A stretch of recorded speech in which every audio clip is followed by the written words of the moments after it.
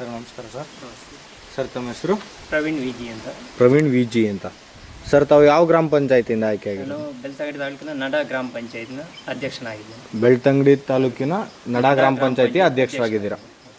Sir ಇದೇ ಮೊದಲನೇ ಬಾರಿನಾ sir ತಾವು ಎಲೆಕ್ಷನ್ ನಿಂತಿದ್ದೀರಿ? ಪ್ರಥಮ ಬಾರಿಗೆ ಚುನಾವಣೆಗೆ ನಿಂತದ್ದು. ಪ್ರಥಮ ಬಾರಿನೇ ನಿಂತು ಗೆದ್ದಿದ್ದೀರಾ. ಹೇಗೆ ಅನ್ನಿಸ್ತಾ ಇದೆ ಸರ್ ರಾಜಕೀಯ ತಮಗೆ? ತೊಂದರೆ ಇಲ್ಲ, ಒಳ್ಳೆಯ ಒಂದು ಎಕ್ಸ್ಪೀರಿಯನ್ಸ್. ಈಗ ಹಾಗೆ ಪ್ರಥಮ ಬಾರಿ ಚುನಾವಣೆಗೆ ನಿಂತು ಪ್ರಥಮ ಬಾರಿ ಅಧ್ಯಕ್ಷನಾಗಿ ಆಯ್ಕೆಯಾಗಿದ್ದೇನೆ. ಖುಷಿ ಆಗ್ತಿದೆ, ತೊಂದರೆ ಖುಷಿ ಆಗ್ತಾ ಇದೆ. ಖುಷಿ ಆಗ್ತಿದೆ. ಸರ್ ತಾವು ಯಾವ ಪಕ್ಷದಿಂದ ಗುರುತಿಸ್ಕೊಂಡಿದ್ದೀರಾ ಸರ್? ನಾನು ಕಾಂಗ್ರೆಸ್ ಪಕ್ಷದಿಂದ ಗುರುತಿಸಿದೆ. ಕಾಂಗ್ರೆಸ್ ಪಕ್ಷದಿಂದ ಗುರುತಿಸ್ಕೊಂಡಿದ್ದೀರಾ. ಸರ್ ಸುಮಾರು ತಾವು ಎಷ್ಟು ವರ್ಷಗಳಿಂದ ಒಂದು ರಾಜಕೀಯ ಮಾಡ್ತಾ ಬಂದಿದ್ದೀರಾ ಸರ್? ರಾಜಕೀಯ ಒಡನಾಟಗಳು? ರಾಜಕೀಯ ಒಡನಾಟ ಅಂದರೆ ಸುಮಾರು ಒಂದು 10 ವರ್ಷದಿಂದ ಮಾಡ್ತಿದ್ದೇನೆ. ಕಾಲೇಜಿಗೆ ಹೋಗೋ ಒಂದು ಸಂದರ್ಭದಲ್ಲಿ ಅಲ್ಲಿ ವಿದ್ಯಾರ್ಥಿ ಗುರುತಿಸಿಕೊಂಡು ಅಲ್ಲಿ ವಿದ್ಯಾರ್ಥಿ ಸಂಘದ ಅಧ್ಯಕ್ಷನಾಗಿ ಕೆಲಸ ಮಾಡಿದ್ದೇನೆ. ಹಾಗೂ ತಾಲೂಕಿನ NSI ಅಧ್ಯಕ್ಷನಾಗಿ ಕೆಲಸ ಮಾಡಿ ಸುಮಾರು ಒಂದು 10-12 ವರ್ಷದಿಂದ ರಾಜಕೀಯದಲ್ಲಿ ಗುರುತಿಸಿಕೊಂಡು ರಾಜಕೀಯ ಒಡನಾಟ ಇಟ್ಕೊಂಡು ಈ ಸಲ ಪಂಚಾಯತಿನಲ್ಲಿ ಗೆದ್ದಿದ್ದೀರಾ. ಓಕೆ ಸರ್, ತಮ್ಮ ಕೆಲಸ ಸರ್ ಏನು ಕೆಲಸ ಮಾಡ್ತೀರಾ ಸರ್? ಪಂಚಾಯತಿಗೆ ಅಲ್ಲ ಸರ್, ನಿಮ್ಮ ವೈಯಕ್ತಿಕ ಕೆಲಸ? ವೈಯಕ್ತಿಕ ಸಹ ನಾನು ಸ್ಟೀಲ್ ಇಂಡಸ್ಟ್ರಿಯಲ್ಲಿ ಮಾಡ್ತಿದ್ದೆ, ಮತ್ತೆ ಒಂದು ಬೋರ್ವೆಲ್ ಕಾಂಟ್ರಾಕ್ಟ್ ಮಾಡ್ತಿದ್ದೆ. ಓಕೆ ಸರ್, ಬೇರೆ ವರ್ಕ್ ಮಾಡ್ತಿದ್ದು ನೀವು ಪಾಲಿಟಿಕ್ಸಿಗೆ ಬರೋದಕ್ಕೆ ಸ್ಫೂರ್ತಿ ಏನು ಸರ್? ರಾಜಕೀಯಕ್ಕೆ ಸ್ಫೂರ್ತಿ ಅಂತ ಏನಿಲ್ಲ, ಒಂದು ಸಮಾಜ ಸೇವೆ ಮಾಡಬೇಕು, ಹಾಗೆ ಒಂದು ಅದರಲ್ಲಿ ಒಂದು ಜನರು ಗುರುತಿಸುವ ಹಾಗೆ ನಾವು ನಮ್ಮನ್ನು ಗುರುತಿಸುವ ಹಾಗೆ ಆಗಬೇಕೆಂಬ ಒಂದು ಉದ್ದೇಶದಿಂದ ನಾನು ಇಲ್ಲಿ ಬಂದೇನೆ. ಹಾಗೆ ಒಂದು ನಮ್ಮ ಗ್ರಾಮ ಒಂದು ಕುಗ್ರಾಮ, ಏನು ಭಾರಿ ಹಿಂದುಳಿದಂಥ ಗ್ರಾಮ, ಅದಕ್ಕೆ ಒಂದು ನಮ್ಮಿಂದ ಏನಾದರೂ ಸೇವೆ ಸಿಗಬೇಕು, ಆ ಗ್ರಾಮವನ್ನು ಅಭಿವೃದ್ಧಿ ಮಾಡಬೇಕೆಂಬ ಉದ್ದೇಶ ನಾನು ರಾಜಕೀಯ ಬಂದಿದ್ದೆ. ಒಟ್ಟಿನಲ್ಲಿ ಒಂದು ಜನಸೇವೆ ಮಾಡಬೇಕು ಅಂತ ಹೇಳಿ ರಾಜಕೀಯಕ್ಕೆ ಬಂದಿದೆ.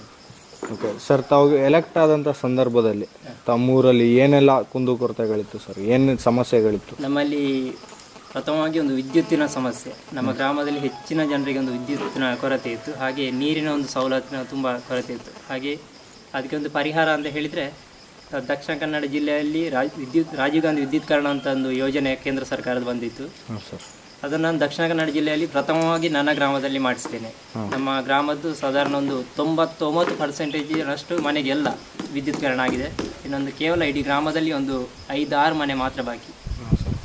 ಇದು ಜಿಲ್ಲೆಯಲ್ಲಿ ಒಂದು ಪ್ರಥಮವಾಗಿ ನಮ್ಮ ಗ್ರಾಮ ವಿದ್ಯುತ್ ಮುಕ್ತವಾದಂಥ ಗ್ರಾಮವಾಗಿ ನಿರ್ಮಿಸಬೇಕು ಒಂದು ಪಣವನ್ನು ತೊಟ್ಟಿದೆ. ಅದನ್ನು ನಾನು ಖಂಡಿತವಾಗಿ ಮಾಡಿ ಮಾಡ್ತೇನೆ. ಹಾಗೆ ನೀರಿನ ಒಂದು ಸಮಸ್ಯೆ ಇತ್ತು, ಅದನ್ನು ಸಹ ಜಿಲ್ಲಾ ಪಂಚಾಯತ್ನ ಮೆಂಬರ್ ಇರ್ಬೋದು, ತಾಲೂಕು ಪಂಚಾಯತ್ ಮೆಂಬರ್ ಹಾಗೂ ಶಾಸಕರ ಒಂದು ನೆರವಿನಿಂದ ಆದಷ್ಟು ಹೆಚ್ಚಿನ ಒಂದು ಕಾಳಜಿಯಿಂದ ಕೆಲಸ ಮಾಡಿದ್ದೇವೆ. ಒಟ್ಟಿನಲ್ಲಿ ಸಾಕಷ್ಟು ಅಭಿವೃದ್ಧಿ ಕೆಲಸಗಳು ಖಂಡಿತ ಮಾಡಿದ್ದೇವೆ. ಇನ್ನು ಮುಂದೆ ಏನೆಲ್ಲ ಮಾಡಬೇಕು ಅಂತ ಯೋಚನೆಗಳಿವೆ? ಇನ್ನು ಮುಂದಿನಲ್ಲಿ ಕೆಲವು ನಮ್ಮ ಗ್ರಾಮಕ್ಕೆ ಸಂಬಂಧಪಟ್ಟಂತೆ ಒಂದು ರಸ್ತೆ ಕೆಲವು ಕಡೆ ಹೋಗಿರುವಂಥ ಹಾಗೆ ಡಾಮರೀಕರಣ ಮಾಡುವಂಥ ಒಂದು ಕೆಲಸ ಬಾಕಿ ಇದೆ. ಅದೊಂದು ನಾವು ಮಾಡಿಬಿಟ್ರೆ ನಮ್ಮ ಗ್ರಾಮ ಹೆಚ್ಚಿನ ರೀತಿಯಿಂದ ಅಭಿವೃದ್ಧಿ ಹೊಂದಾಗೆ ಗ್ರಹಿಸ್ಬೋದು. ಹೆಚ್ಚಿನ ರೀತಿಯಿಂದ ಅಭಿವೃದ್ಧಿ ಆಗುತ್ತೆ.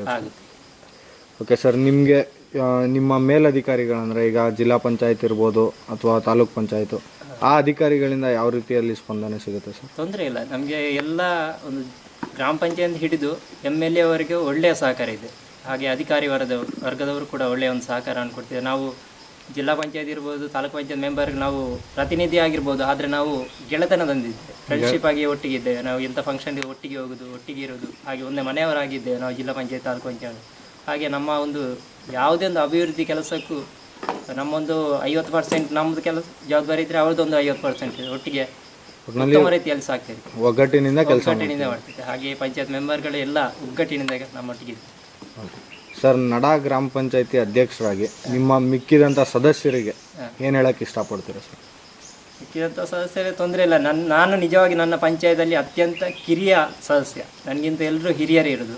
ಆದರೂ ನನ್ನನ್ನು ಹಿರಿಯ ಅಂತ ಭಾವಿಸದೆ ಎಲ್ಲರೂ ಉತ್ತಮವಾಗಿ ಸ್ಪಂದಿಸಿ ನಾನೊಂದು ಏನಾದರೂ ಹೇಳಿದರೆ ಅದಕ್ಕೆ ಒಂದು ಅವರ ಒಂದು ಸಲಹೆಯನ್ನು ಪಡ್ಕೊಂಡು ಅವರು ಸಲಹೆಯನ್ನು ನೀಡ್ತಾರೆ.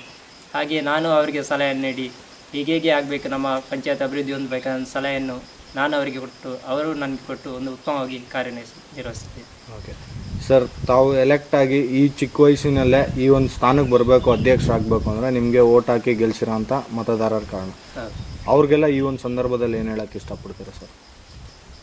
ಅವರಿಗೆ ಅಂದರೆ ನನ್ನ ಮೇಲೆ ಪ್ರೀತಿ ವಿಶ್ವಾಸವಿಟ್ಟು ಅತ್ಯಧಿಕ ತಾಲೂಕಿನಲ್ಲಿ 3ನೇ ಸ್ಥಾನವಾಗಿ ನನಗೆ ಓಟನ್ನು ಇಟ್ಟು ಈ ಗ್ರಾಮದ ಜನರು ನನಗೆ ಸಹಕಾರ ನೀಡಿದ್ದಾರೆ. ಇವರ ಒಂದು ಪ್ರತಿಯೊಂದು ಕೆಲಸ ಕಾರ್ಯಗಳಲ್ಲಿ ನಾನು ತೊಡಗಿರ್ತೇನೆ. ನಾನು ಗ್ರಾಮ ಪಂಚಾಯತಲ್ಲಿ ಅಧ್ಯಕ್ಷನಾಗಿ ಅಂತ ಹೇಳಿ ನಾನು ದೊಡ್ಡ ಏನು ಸ್ಥಾನದಲ್ಲಿ ಅಂತ ಗ್ರಾಮದಲ್ಲಿ ಪ್ರಥಮ ಪ್ರಜೆ ಅಂತ ಅಹಂಕಾರವನ್ನು ತೋರಿಸಿಲ್ಲ.